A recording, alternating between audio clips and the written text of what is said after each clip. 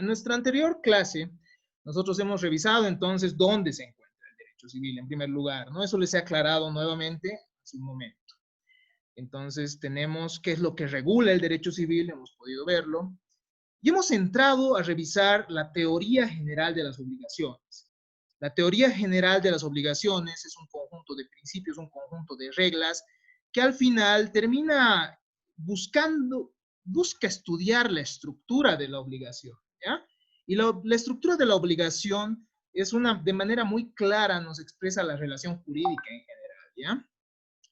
Su importancia, ya habíamos dicho cuál es, ¿no? La importancia práctica de esta es que las obligaciones son un medio de satisfacción de necesidades humanas.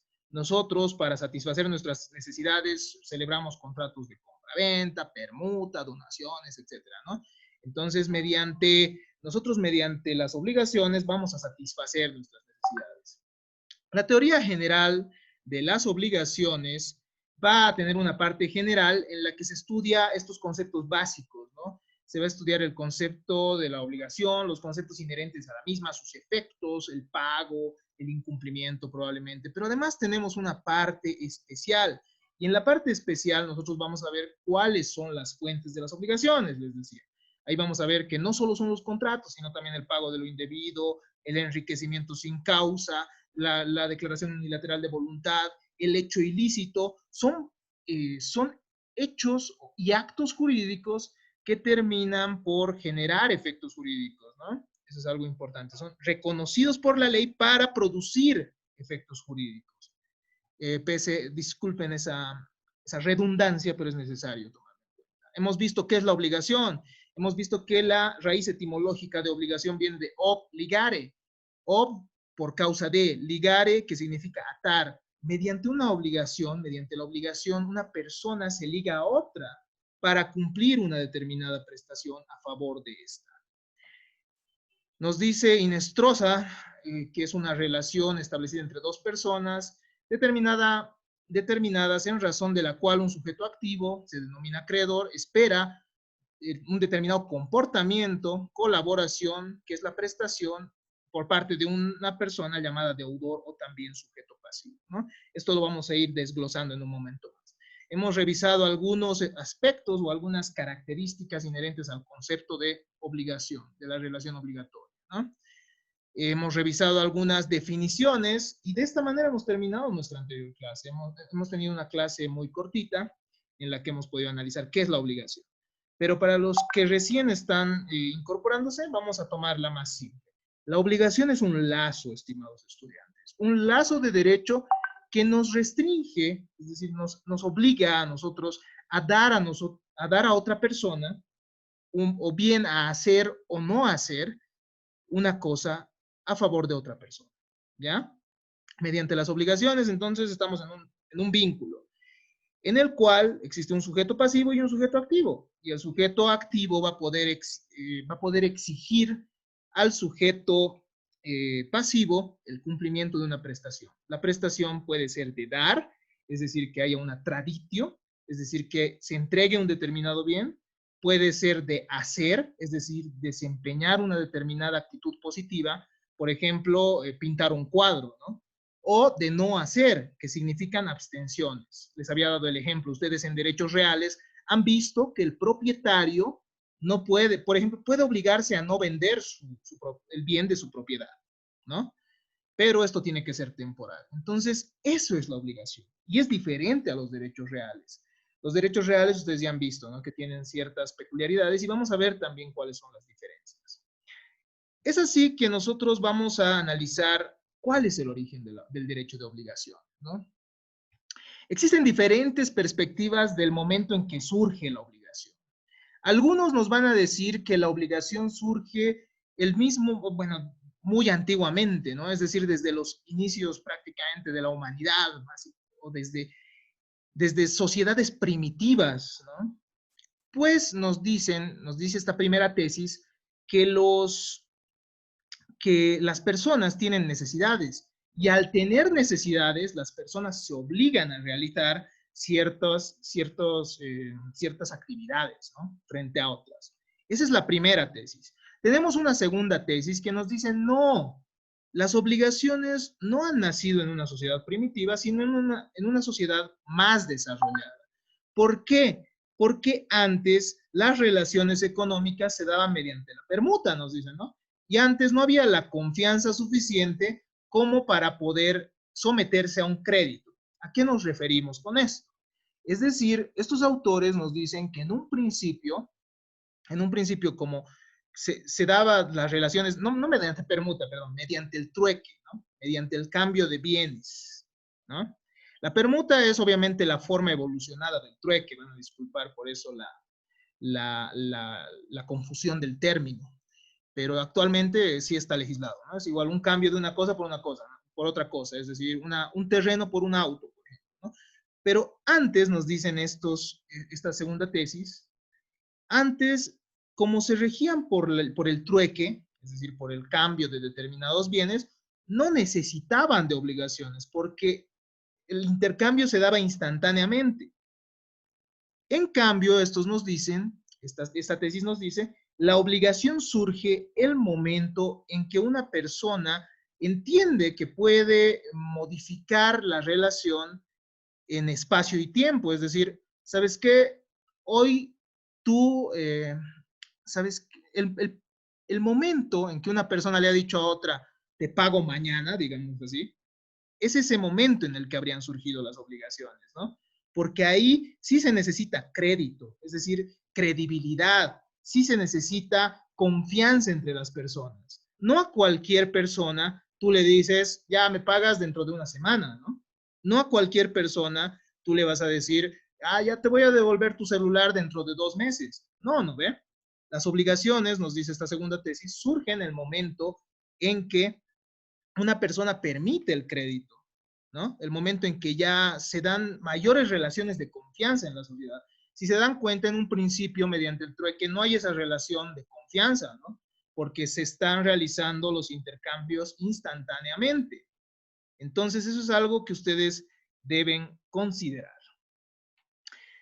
Pese a ello, estamos hablando de una antigüedad no sistematizada. Es decir, si bien la obligación surge en aquellos momentos, pudiera surgir en uno u otro momento, ¿no? En cualquiera de estos dos momentos establecidos por las tesis diferentes o diversas. Pero bueno, ¿en qué momento se sistematiza las obligaciones? Las obligaciones se empiezan a estructurar en el derecho romano, ¿ya?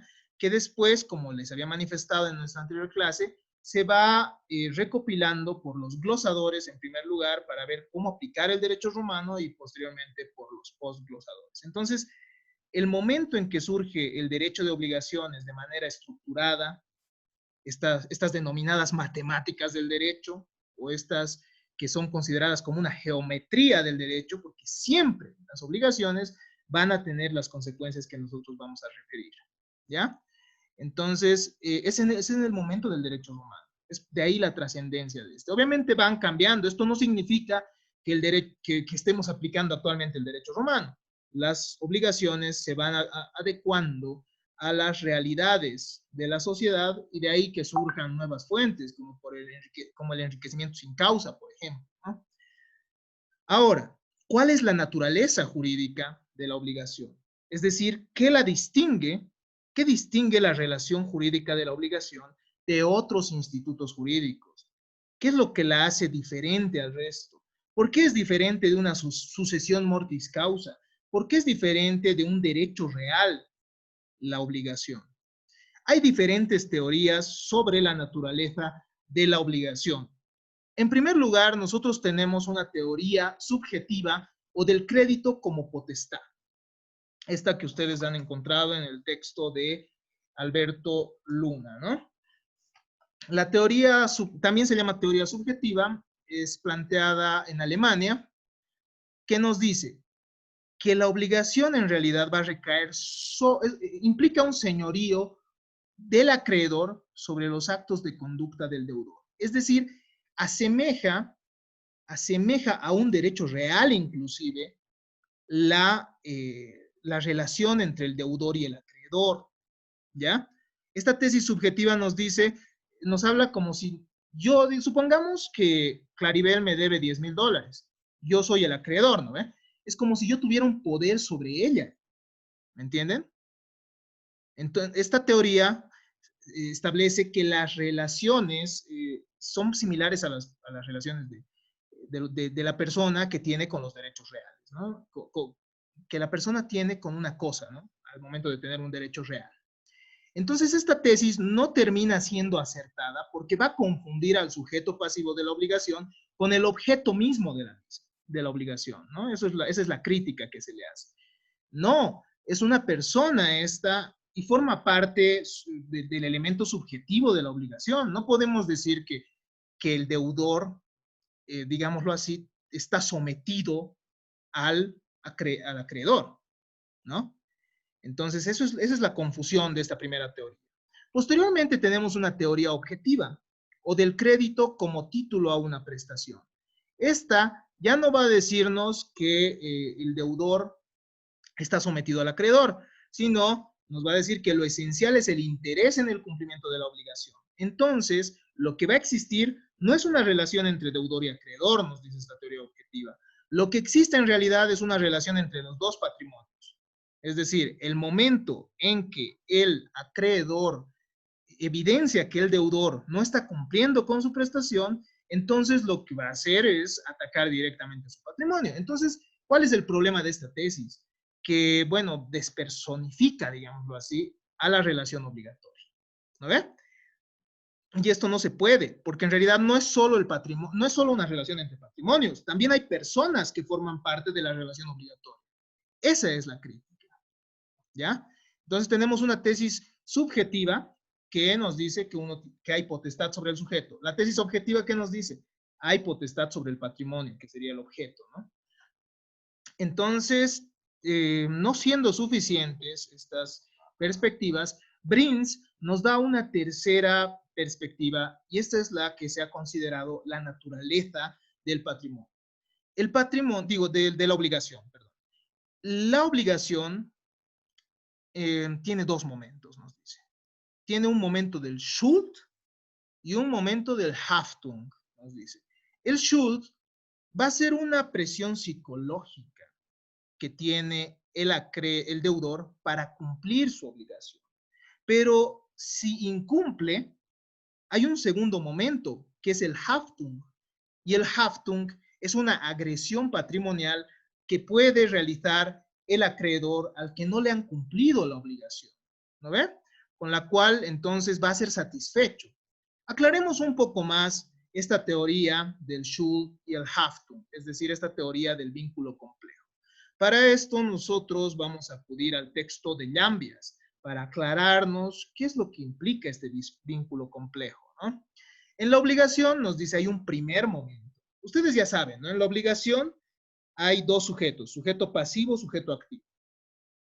Hay un objeto que es una prestación de dar, hacer y no hacer. Y hay un vínculo jurídico, es decir, el reconocimiento que la norma jurídica va a dar a esta relación. Ahora, nos dice la teoría del vínculo complejo, hay un primer momento que se caracteriza por el deber de satisfacer la prestación que pesa sobre él. Es la deuda que se traduce para el acreedor en una expectación de la conducta debida. Es decir, en esta primera parte, en este primer momento vital de la obligación, el deudor tiene una presión psicológica, mientras que el acreedor tiene una situación de expectativa. ¿A qué nos referimos? Juan de Dios, por ejemplo, me debe $10,000, la típica, ¿no? Con deudas vamos a trabajar para ejemplificar de manera fácil. Me debe $10,000, pero yo le tengo que pagar hasta dentro de 3 meses, ¿ya? Él me tiene que pagar hasta dentro de 3 meses. Me debe $10,000 y me tiene que pagar dentro de 3 meses. Entonces tenemos un primer momento, ¿no? En este primer momento, él tiene esa presión psicológica de pagarme. Y yo tengo esa situación de expectativa, ¿no? Hay un segundo momento. ¿Qué pasa si pasan esos 3 meses y Juan de Dios sencillamente no me paga? Hay un segundo momento, una segunda virtualidad. Ese es el Haftung, ¿no? Y el Haftung va a ser un poder de agresión patrimonial. El acreedor va a ser satisfecho con los bienes del deudor que sean suficientes para cubrir el daño experimentado por el acreedor a causa del incumplimiento del deudor. Es la garantía que también suele denominarse responsabilidad. ¿Ya? Schuld, Haftung. El primer momento es, o sea, hay cuatro situaciones diferentes, ¿ya? En mérito a esta teoría del vínculo complejo que vamos a ver en un momento más. Ambas virtualidades son concomitantes. No debe pensarse que mientras no se cumpla la obligación, no existe todavía la garantía, es decir, que no existe todavía el Haftung. Necesariamente, si es que existe una obligación, el Haftung está presente, porque puede llegar a darse, ¿ya? Es posible que se dé en un futuro, es decir, si incumple el deudor, necesariamente va a estar ahí el Haftung.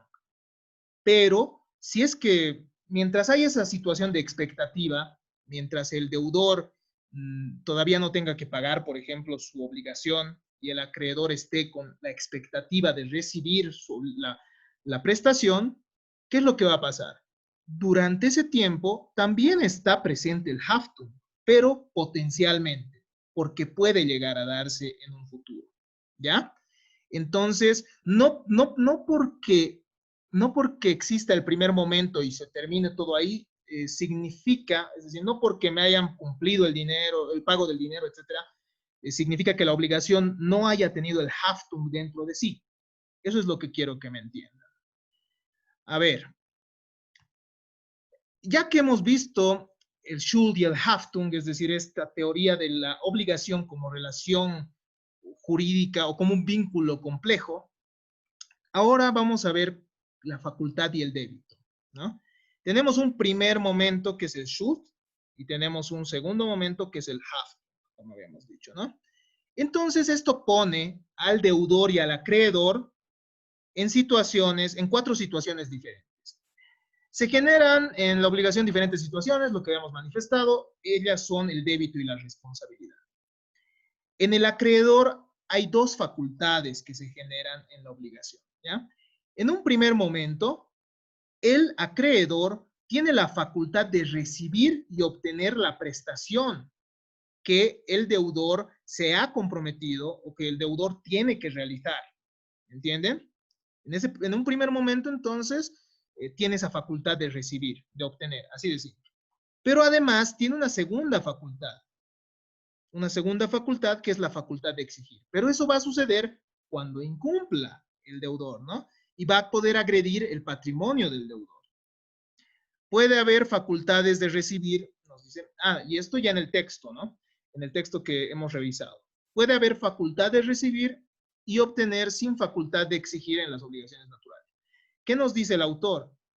Hay situaciones, hay ciertas obligaciones que, bueno, no tienen esa facultad de recibir. O sea, existe la facultad de recibir, pero no existe la facultad de exigir. ¿Ya? Esas son llamadas obligaciones naturales. ¿Qué pasa, por ejemplo, si ha prescrito la obligación? Supongamos que Roxana me ha pagado a mí, bueno, no, me debe $30,000, me ha iniciado le he iniciado un juicio para que ella me pague, pero ella opone una prescripción, ¿no? Eso ya han escuchado, porque ustedes han visto la usucapión, entonces han visto antes qué es una prescripción, ¿no? Se va a perder un derecho por el transcurso del tiempo. Entonces yo le he iniciado el juicio después de 6 años y nunca le he exigido la obligación. Entonces, ¿qué significa? Han pasado los 5 años para que opere la prescripción extintiva. ¿Qué significa? Todavía yo tengo la facultad de recibir, todavía ella me debe el dinero, pero yo ya no tengo la facultad de exigir. ¿Se entiende? Entonces, esas son las obligaciones naturales. Dentro de las obligaciones naturales, antes se establecía que se encontraban las deudas de juego, por ejemplo. Uno, por ejemplo, jugando cacho, ¿no? Le deben 300 bolivianos, digamos, por jugar cacho. Pero esa sería una deuda natural, nos decían. Las deudas de juego son deudas naturales. Eso decía antes. Después ha salido una ley del juego que ha sacado el gobierno y ha derogado abrogado toda la parte de las obligaciones naturales de nuestro código, ¿ya? Entonces, ha quedado ahí un pequeño vacío. Ahora, también tenemos dos situaciones jurídicas diferentes que se van a dar en el deudor, ¿ya? El deudor en un primer momento tiene un débito o un deber jurídico para cumplir la obligación, ¿no ve? En el primer momento tenemos acreedor y deudor. El acreedor tiene esa facultad de recibir la prestación y el deudor tiene el deber específico, no es un deber genérico, ¿no? Es un deber específico porque se sabe quién tiene que cumplir con la prestación. Entonces tiene un deber jurídico de cumplir la obligación en primer momento. Pero ¿qué pasa si incumple? Ahí pasamos al segundo momento, que es la responsabilidad, ¿no? Mientras el acreedor tiene la facultad de exigir, el deudor tiene la responsabilidad. ¿Qué significa? Que tiene que verse pasivo ante el ataque de su patrimonio. El acreedor va a atacar su patrimonio y el deudor tendría que tener, digámoslo así, una actitud pasiva ante él, ¿no? Tendría que permitir que se ataque su patrimonio. Obviamente, esto sin tomar en cuenta el derecho a la defensa y demás, que eso ya van a ver en derecho procesal, ¿no? Pero como les digo, o sea, la teoría nos dice eso, ¿no? Si tú incumples tu obligación, viene un segundo momento, que es el de la responsabilidad, en el cual van a atacar a tu patrimonio. Nos dicen los teóricos que puede haber débito sin responsabilidad. Es decir, alguien puede deber, en las obligaciones naturales ya les he explicado, ¿no? Ha prescrito la obligación, por ejemplo, ¿y qué pasa? Tú me sigues debiendo el dinero, pero el problema es que yo ya no la puedo exigir. Entonces ya no puedo, ya nadie me puede recaer sobre el patrimonio cuando prescribe, ¿no? Y ahí estamos ante una obligación natural. También hay responsabilidad sin débito, nos dice, ¿no? Es decir, esto en las situaciones de fianza, hipoteca o prenda. ¿Por qué? ¿Por qué? Porque hay un momento del débito, ¿no? Hay un momento del débito en el cual, como les había dicho, ¿no? En el débito estamos con un acreedor que espera recibir y bueno, y el deudor tiene el deber de cumplir con la obligación. Pero ya no existiría ese momento, nos dicen algunos teóricos, en la situación de fianza, por ejemplo. ¿Por qué? Vamos a dar un ejemplo pequeñito. Roxana le debe dinero a Miguel Ángel, ¿ya? Roxana le debe dinero a Miguel Ángel, le debe $30,000, ¿no? Y Miguel Ángel le dice, ¿sabes qué? A ver, no creo que tú me puedas pagar, ¿no? Así directo. Y le dice, ¿sabes qué? Gerson tiene más plata, entonces que él sea tu garante, que él sea tu fiador. Entonces ella dice, ya, ¿sabes qué? No, es Miguel, ¿no? Entonces ya va a firmar el Gerson también. Y firman. Entonces, ¿qué es lo que pasa? Supongamos a Roxana le vale, ¿ya? A Roxana le vale. Pero si se dan cuenta, Gerson solo ha sido un fiador. No ha sido Gerson una persona que se ha comprometido al pago. Gerson solamente se ha comprometido a que si Roxana no paga el dinero, Gerson sencillamente iba a responder por la deuda. Es decir, que Gerson solo está metido en esta segunda parte, ¿no? De la responsabilidad. ¿Se entiende? De igual manera puede suceder esto en la hipoteca, en la prenda, ¿no? Ustedes ya han visto en derechos reales los derechos reales de garantía. Es decir, una tercera persona, yo les expliqué alguna vez, puede dar en hipoteca su casa para otra persona. ¿Lo ve? Por ejemplo, Claribel le debe dinero a Roxana, digamos, sí, le debe dinero a Roxana. Y me dice, doctor, es que no me va a prestar si es que no hay una garantía. Y yo le digo, ya, entonces hipotecaremos mi casa, ¿no? Pero tú le vas a deber. Entonces, ¿qué pasa? Ahí recae la responsabilidad en mí, pero no habría un débito. Entonces, hay esa posibilidad. Ahora, vamos a referirnos a los elementos de la obligación, aspecto sumamente importante. La obligación, mis estimados estudiantes, tiene elementos intrínsecos que se encuentran en cualquier relación jurídica de carácter obligacional, ¿no? Es decir, esta va a estar compuesta por sujetos, objeto y vínculo o relación jurídica.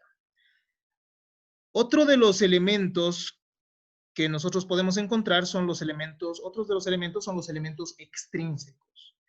En el texto de Luna y en algunas fuentes que hemos podido revisar, este estaría compuesto por fuentes, sanciones, es decir, por ciertos elementos que no necesariamente forman parte de la obligación, pero que pueden presentarse eventualmente, ¿no? Sí, qué sé yo, por ejemplo, una cláusula penal en un contrato. La cláusula penal, ¿qué significa? Supongamos que Raiza y yo celebramos un contrato de compra-venta, pero vamos a poner un monto de daños y perjuicios en caso que incumplamos. Eso es una cláusula penal, ¿no? Si yo hay cláusula penal moratoria y cláusula penal compensatoria. Eso ya van a ver en contratos, ¿ya? Eso no, es un ejemplo nomás. Eso es un ejemplo. Entonces, ¿qué es lo que pasa? Esto no necesariamente va a estar en todas las obligaciones, ¿no? Entonces, hay ciertos elementos extrínsecos. Otros autores, y entre ellos, bueno, mi distinguido profesor César Villarroel Bustios, nos decía que dentro de los elementos extrínsecos, nosotros también encontramos la forma de la obligación, es decir, cómo nosotros registramos la obligación. Ahí ingresamos a el tema de la prueba de la obligación, es decir, cómo probamos que existe una obligación, ¿no? Y nuestro profesor, bueno, mi profesor, César Villarroel Bustios, nos explicaba ahí en qué casos se necesita prueba documental, qué valor tiene la prueba de confesión, qué valor tiene la prueba testifical, por ejemplo, para probar una obligación, ¿ya? Y esta parte la encontramos en la parte final de nuestro Código Civil. Es decir, todo esto de la prueba de las obligaciones. Entonces, esto queda pendiente, ¿no? Ver si vamos a desarrollarlo a fondo, esto de la prueba de la obligación, que considero que sí debería ser. Habiendo aclarado estos aspectos, hemos visto que los elementos intrínsecos son sujetos, objeto y vínculo de relación jurídica. Ustedes en la asignatura de Derecho Civil 1 probablemente hayan visto la relación jurídica. De hecho, es muy necesario ver qué es la relación jurídica. Y nosotros podemos entender la relación jurídica de manera muy clara en la relación obligacional, ¿no? La relación obligacional se acomoda a la relación jurídica y es una relación jurídica como tal. Dentro de la relación jurídica nosotros encontramos a los sujetos. Los sujetos de la relación obligatoria van a ser seres humanos, investidos por el ordenamiento jurídico con el carácter de persona. Puede ser individual o colectivo, para que vean la transversalidad del derecho civil, ¿no? Aquí se puede ver que para que exista una relación obligacional, tiene que existir personas, sean individuales o colectivas. Y ustedes ahí han visto, ¿no? La persona individual es aquella persona natural y la persona colectiva puede ser aquella asociación de personas o puede ser bienes afectados a un determinado fin, ¿no? Las asociaciones o fundaciones. Entonces es transversal. Ustedes tienen que tener conocimiento de estos conceptos. ¿Cuáles son los requisitos que tiene que cumplir el elemento subjetivo de la relación obligacional? Es decir, ¿cómo tienen que, bueno, qué requisitos deben cumplir los sujetos? En primer lugar, tienen que tener capacidad. Ustedes han visto este concepto de la capacidad en derecho civil personas. Es decir, tienen que tener la aptitud legal para adquirir derechos subjetivos, ejercitarlos y para contraer obligaciones, ¿ya? Tienen que tener capacidad, en primer lugar. En segundo lugar, tienen que ser distintos. Es decir, el deudor y el acreedor no pueden ser una misma persona. Y ustedes me dirán, pero eso es imposible, doctor. ¿Cómo pues va a haber alguien que sea a la vez deudor y acreedor? En realidad, comprendiendo las teorías del patrimonio, les comento que sí. Les doy el ejemplo. Supongamos que el padre de una persona le debe $10,000 a esa persona. Fallece el padre de esa persona, siendo hijo único, no teniendo esposa. Esta persona tiene, ¿cómo diríamos? El patrimonio del padre se confunde con el patrimonio del hijo, ¿no ve? Y como ustedes se acuerdan, hace un momento les explicaba, el patrimonio está compuesto por elementos activos y pasivos, ¿no ve? El hijo tenía un elemento activo, es decir, tenía un crédito respecto del padre. Y el padre tenía un elemento pasivo, es decir, el padre le debía dinero al hijo. Entonces, como se confunden los patrimonios, ¿qué es lo que pasa? El hijo, cuando acepta la herencia, en ese caso, se vuelve en acreedor y deudor a la vez, ¿no? Y esa es la denominada confusión. Ese es un ejemplo de la confusión. La confusión es una forma de extinguir las obligaciones. Las obligaciones normalmente, estimados estudiantes, esto les adelanto, se van a extinguir con el pago. Eso es lo normal, ¿no? Ahí deberían morir las obligaciones. Pero puede darse el caso de la confusión, como les he dicho, ¿no? O puede darse la condonación, es decir, que el acreedor le perdone al deudor. O puede darse, qué sé yo, la prescripción, que pasen cierto tiempo para que al final se extinga el derecho de acción. Eso es un poquito más complejo. Yo creo que al momento que llevemos la prescripción, se los voy a explicar. Entonces, tienen que ser distintos. No puede recaer en la misma persona la calidad de deudor y acreedor. Esto implicaría un modo de extinguir la obligación, que es la confusión, ¿no? Deben ser determinados o determinables el momento del pago. Es decir, que el momento que se les va a exigir el cumplimiento de la obligación, tienen que ser determinados o mínimamente determinables. Puede suceder, nos dice nuestro texto base, que existan en el momento del, bueno, que no sea determinado el sujeto el momento de la obligación, ¿no? O sea, previamente al pago de la obligación. El acreedor, nos dice, puede ser indeterminado en la declaración unilateral de voluntad, ¿no? Supongamos, a ver, un ejemplo, ofrezco recompensa a quien encuentre mi billetera, digamos, ¿no? Ofrezco recompensa hasta el momento en que no aparezca quien ha encontrado mi billetera, el sujeto activo, es decir, el acreedor, es indeterminado, porque no sabemos todavía a quién se le tiene que pagar esa recompensa, digámoslo así, ¿no? O bueno, también puede suceder en la oferta, ¿no? Una persona, por ejemplo, puede, no sé si han visto ustedes en el periódico, ¿no? Oferta firme, dice, de venta de una casa hasta tal fecha. Entonces, esa persona se está, mientras no aparezca alguien que acepte esa oferta, está también indeterminado el acreedor, ¿no? Dentro de esa relación jurídica. Por otro lado, puede suceder que el deudor no sea determinado, ¿no? Pero la teoría, la doctrina ha dicho el deudor nunca debería ser indeterminado. Sin embargo, puede darse casos en un legado repudiado, ¿no? Es decir, alguien mediante herencia ha dicho, esta persona va a pagarle a esta otra, ¿no? El padre dice, mi hijo va a pagar esta deuda, pero el hijo sencillamente rechaza la herencia, ¿no? Entonces, en ese caso, todavía existiría un sujeto activo, digo, un sujeto pasivo indeterminado, ¿no? Es decir, un deudor. Sin embargo, la teoría ha manifestado, la teoría predominantemente, que los sujetos tienen que ser determinados en el momento del exigirse el derecho, ¿no? Porque no se puede exigir el derecho a cualquier persona. O sea, bueno, digo, a la indeterminada cantidad de gente, ¿no? El objeto, ya hemos visto el elemento subjetivo, ¿no? Cansador. El objeto de la obligación. El objeto es una conducta que debe desempeñar el deudor para satisfacer los intereses del acreedor. El objeto, estimados estudiantes, puede consistir en 3 tipos de prestaciones, y esto ya me he adelantado en una anterior clase, ¿no? Pueden ser prestaciones de dar, es decir, aquellas en las que interviene un tradens, es decir, alguien que va a entregar efectivamente una cosa, deudor u obligado, que va a transferir un derecho de propiedad u otro sobre una cosa. ¿No ve? Obligaciones de dar, entregar un derecho de propiedad sobre una cosa. Eso hemos visto cuando nosotros revisábamos los modos de adquirir la propiedad, ¿no? Por efecto de los contratos.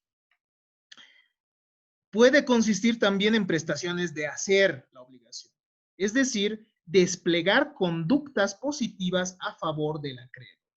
¿No ve?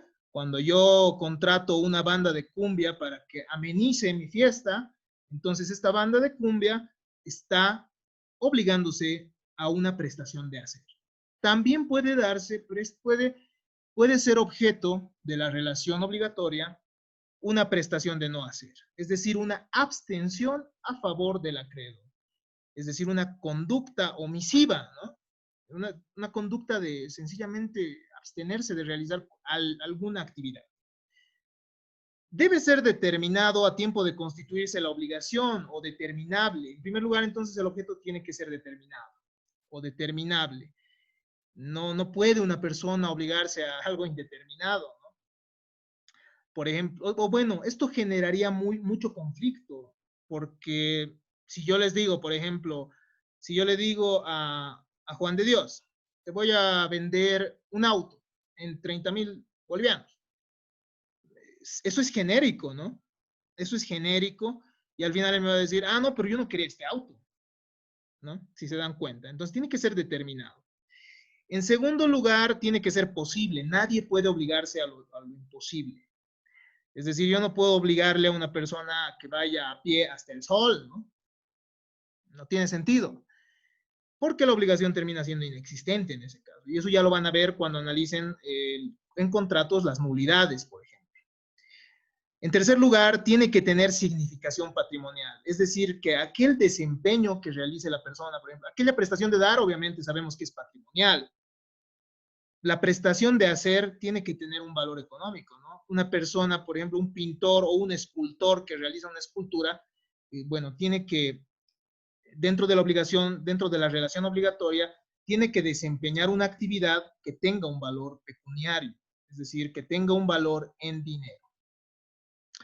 Tiene que tener significación patrimonial y tiene que ser susceptible, entonces, de apreciación patrimonial.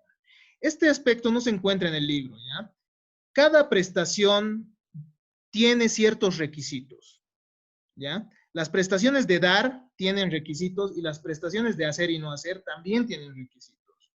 Y esto lo van a reforzar en contratos, pero me he animado a poder explicarles esto para que ustedes tengan una comprensión mayor del objeto de la obligación, para que no piensen que es tan fácil, ¿no?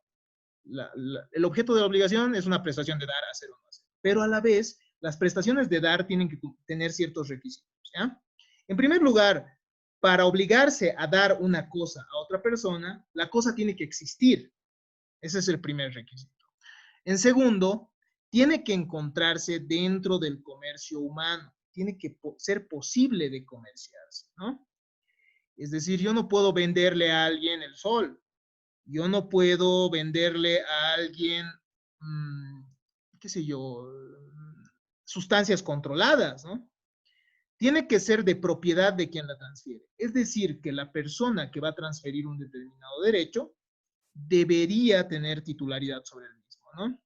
Nemo plus juris ad alium transfere potest quam ipse haberet, nos dice, ¿no? ¿Qué significa esto? Nadie puede transferir más derechos o transmitir más derechos de los que tiene. Tiene que ser determinada o susceptible de determinarse, de modo que el obligado no se libere con una prestación ilusoria, como he dicho, ¿no? Eso ya hemos explicado. Es decir, el obligado tiene que saber qué prestación tiene que cumplir, si no va a prestar cualquier, como les decía, ¿no? Cuando Dios me paga $100,000 y yo le tengo que dar un auto, entonces le doy una peta. Entonces, no tiene mucho sentido. Por eso es que se debe determinar. Las prestaciones de no hacer y de hacer y no hacer también tienen que cumplir con ciertos requisitos, estimados estudiantes. En primer lugar, tienen que ser posibles. Es decir, nadie puede obligarse a lo imposible. ¿A ver? Es un absurdo, no tiene sentido la obligación. Tiene que ser lícita, admitida o tolerada por el ordenamiento jurídico. Yo no puedo acudir, por ejemplo, al juez y decirle, yo le he pagado hace 10 días a Yerko $10,000 para que mate a una persona que me caía mal y quiero que el juez le obligue a cumplir esa obligación. No, tiene que ser lícita, es decir, tiene que ser tolerada por el ordenamiento jurídico. Tiene que ser personal de quien se obliga. Nadie puede obligarse por otra persona.